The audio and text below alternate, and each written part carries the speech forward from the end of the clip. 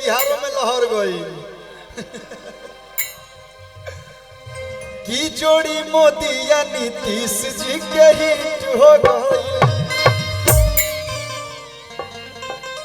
रहे सपना बिहार के कंप्लीट हो गई कि कंप्लीट हो गई।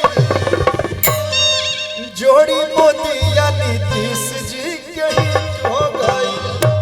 लेकिन मैं यहाँ के लिए एक लाइन गाता हूँ कि जुग जुग बनवले रही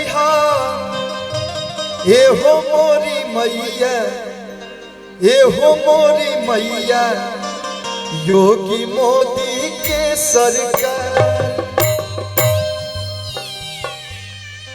हम किसी पार्टी पॉलिटिक्स से नहीं जुड़े, लेकिन जब भी कभी ऐसे मंच पे आते हैं, रमेश भैया का आशीर्वाद मिलता है, इनका पूरा टीम का प्यार मिलता है, तो मन करता है कि नहीं एक दो सॉन्ग, एक दो लाइन जो हमारी सरकार है उसके लिए एक दो लाइन गा देना चाहिए।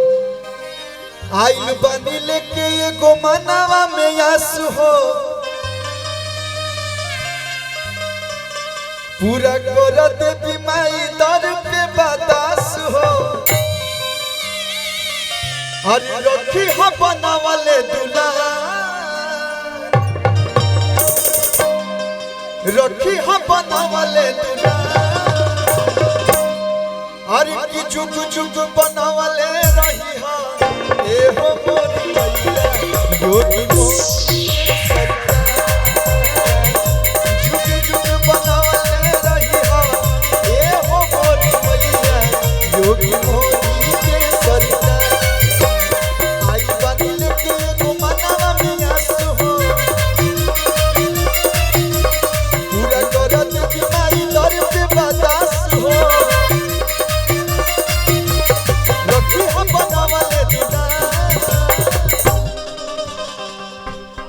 कि रखी हम बनावले दूल्हा,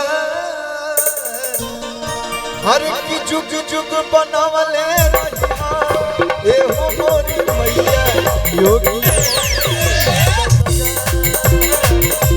जुग जुग बनावले ए हो मोरी मैया, योगी मोदी के सरकार। और आप लोग के बीच में हम अकेले नहीं आए हैं। रोवा लोग का लगता और बिंद अकेला नाम होता, हम अकेले आएंगे। आप लोग को मालूम है आज कौन आया है? आज हम सभी के बीच में बहुत ही प्यारी एक्ट्रेस